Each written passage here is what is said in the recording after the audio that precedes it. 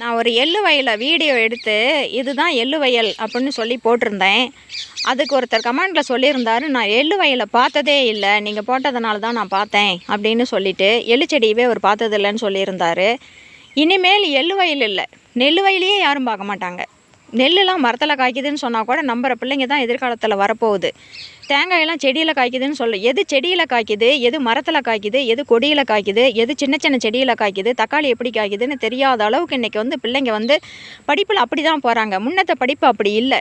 முன்னையெல்லாம் வரலாறோ மற்றதோ, இன்றைக்கி வரலாறு தெரியல, திருக்குறள் தெரியல, எதுவுமே யாருக்கும் தெரியல. ஒன்று மட்டும் தெரியுது, இந்த கம்ப்யூட்டரை நல்லா தட்ட தெரியுது, அது வெளிநாட்டு வேலைக்கு போக தெரியுது, பணம் வாங்கி செலவு பண்ண தெரியுது, அவ்வளோ மட்டும்தான். பணமும் முன்ன மாதிரியெல்லாம் சிக்கனமாகவோ சேமித்து வைக்கணுங்கிறதோ அந்த மாதிரியெல்லாம் இப்போ இருக்கிற மாதிரி தெரியவே இல்லை. அவங்க இஷ்டத்துக்கு செலவு பண்ணுறது, அது மட்டும்தான் இன்றைக்கி ரொம்ப ரொம்ப மோசமாக இந்த உலகம் போய்கிட்டு இருக்குது.